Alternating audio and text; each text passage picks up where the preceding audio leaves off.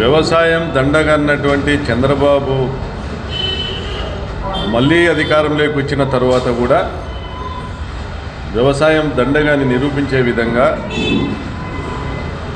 రైతులను నష్టపరుస్తూ మోసం చేస్తూ బూటకపు హామీలతో కాలం వెలబుచ్చుతా అన్నాడు. సరే మోసమే చేస్తున్నాడు కదా అనుకుంటే శాశ్వత ప్రాతిపదికన అనంతపురం జిల్లా రైతుల ప్రయోజనాలను తుంగలో దొక్కుతూ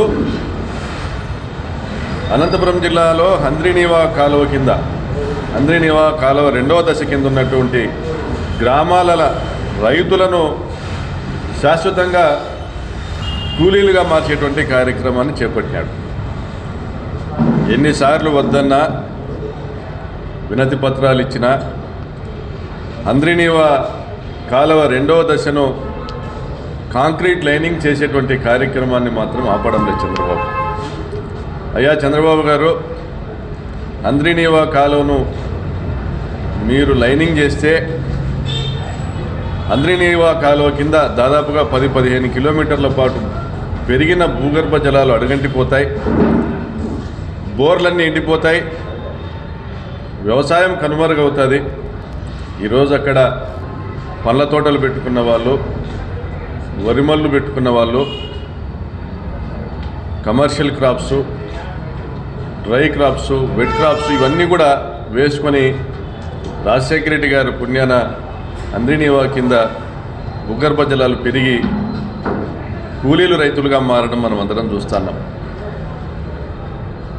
ఫ్రూట్ బౌల్ ఆఫ్ ఆంధ్రప్రదేశ్గా ఈరోజు అనంతపురం జిల్లాను మనం అందరం కూడా గర్వంగా చెప్పుకుంటున్నాం.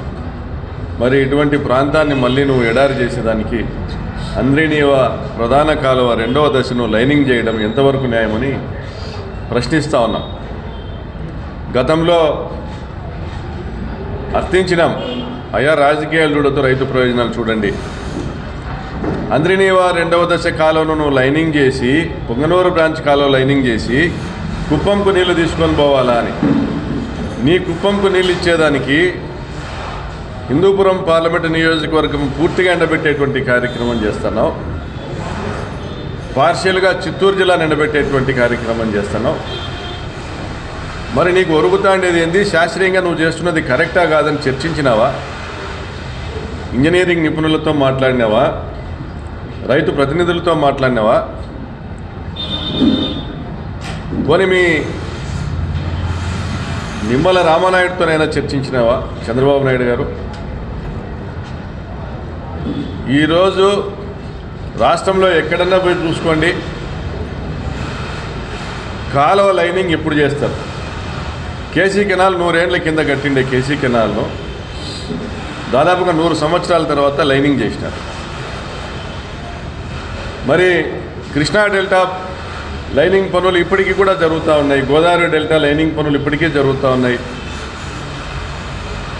మన పక్కన ఉన్న తుంగభద్ర ప్రాజెక్ట్ హెచ్ఎల్సి కాలువ లైనింగ్ పనులు ఇప్పటికీ పూర్తి కాలే. దాని కింద ఉన్నటువంటి బ్రాంచ్ కాలువల పనులు ఇప్పటికీ లైనింగులు పూర్తి కాలే. North canal, south canal, MPR dam కింద ఉన్నటువంటి north canal, south canal lining పనులు ఇప్పటికీ పూర్తి కాలే. వాటి కింద ఉన్న పిల్ల కాలువల లైనింగులు ఇంకా జరుగుతున్నాయి, పూర్తి కాలే. అయ్యా చంద్రబాబు నాయుడు గారు, మీరు ఆయకట్టు వ్యవస్థను ఏర్పాటు చేసి డిస్ట్రిబ్యూటరీలు, బ్రాంచ్ కాలువలు, డిస్ట్రిబ్యూటరీలు, మైనర్లు, సబ్ మైనర్లు ఏర్పాటు చేసి ప్రతి ఎకరాకు నీళ్ళు ఇచ్చేటువంటి కార్యక్రమం చేస్తూ చివరి ఆయకట్టుకు నీళ్లు రాకపోతే లైనింగులు చేస్తారు. ప్రతి ఒక్క ఎకరాకు కూడా మీరు కాలువలు లైనింగ్ చేసి నీళ్ళు ఇస్తున్నారు కాబట్టి ఏ రైతుకు నష్టం ఉండదు. అప్పుడు మీరు పిల్ల కాలువల నిర్మాణం చేస్తే హంద్రీనీవా ప్రాజెక్ట్ రిపోర్టు, హంద్రీనీవా డిపిఆర్లో టెండర్లు పిలిచేటప్పుడు హంద్రీనీవా మొదటి దశలో అన్లైన్డ్ కెనాలు విత్ లైన్డ్ సెక్షను, 2వ దశలో లైనింగు విత్ డిస్ట్రిబ్యూటరీస్. అంటే హంద్రీనీవా మొదటి దశలో అన్లైన్డ్ కెనాల్ విత్ లైన్డ్ సెక్షను, 2వ దశలో పూర్తిగా డిస్ట్రిబ్యూటర్లు నిర్మాణం చేసి 3వ దశలోనే లైనింగ్ చేస్తామనేసి దాంట్లో ఉంది. మరి ఏ రకంగా చూసినా మీరు ఇచ్చినటువంటి రాష్ట్ర గవర్నర్ ఇచ్చినటువంటి ఒక డాక్యుమెంట్ను, రాష్ట్ర గవర్నర్ ఆమోదంతో రూపొందించినటువంటి ఒక టెండర్ డాక్యుమెంట్ను, ఒక అగ్రిమెంట్ను మీరే ఉల్లంఘిస్తున్నట్లు కాదా? అంద్రినీవా కాలువ ప్రధాన కాలువను లైన్డ్ సెక్షన్తో అన్లైన్డ్గా నిర్మాణం చేయడం అనేది మొదటి దశ. ఈ కాలువ కింద ఉన్నటువంటి పిల్ల కాలువల నిర్మాణం చేయడం అనేది రెండో దశ. ఈ పిల్ల కాలువల నిర్మాణం అయినాక ప్రతి ఎకరాకు సాగునీరు ఇచ్చేటువంటి క్రమంలో చివరి ఆయకట్టుకు నీళ్లు చేరకపోతే అప్పుడు లైనింగ్ చేయాలనేది మూడో దశ. మరి ఈ కనీస నిబంధనలు కూడా మీరు పాటించకుండా కేవలము ఎన్నికల్లో మీ ఎమ్మెల్యే డబ్బులు ఖర్చు పెట్టుకున్నారు, లైనింగ్ పనులు పిలిస్తే దానికి భూసేకరణ అవసరం ఉండదు, 10% కమిషన్ మీ ఎమ్మెల్యేలకు ఇప్పించేదానికి 10% కమిషన్ మీరు తీసుకునేదానికి ఒకటే దెబ్బకు రెండు పిట్టలు అన్నట్లు కుప్పంకు నీళ్లు తీసుకుపోయేదానికి మా జిల్లా రైతులను ఎండబెడతావా?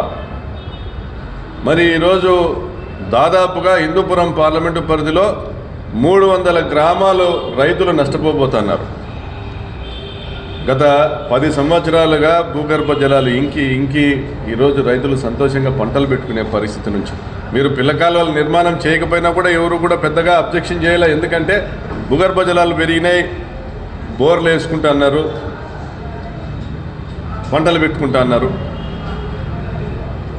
మరి ఈరోజు మీరు పిల్లకాలువల నిర్మాణాన్ని నీ ప్రభుత్వంలోనే జీవో 22 ఇచ్చి 2015లో అటకెక్కించినావు. మరి ఇప్పుడు కూడా నీ ప్రభుత్వంలోనే ప్రధాన కాలువ లైనింగ్ చేసి భూగర్భ జలాలు కూడా దిగువన ఉన్నటువంటి ఆయకట్టు గ్రామాలకు రాకుండా చేస్తున్నావు.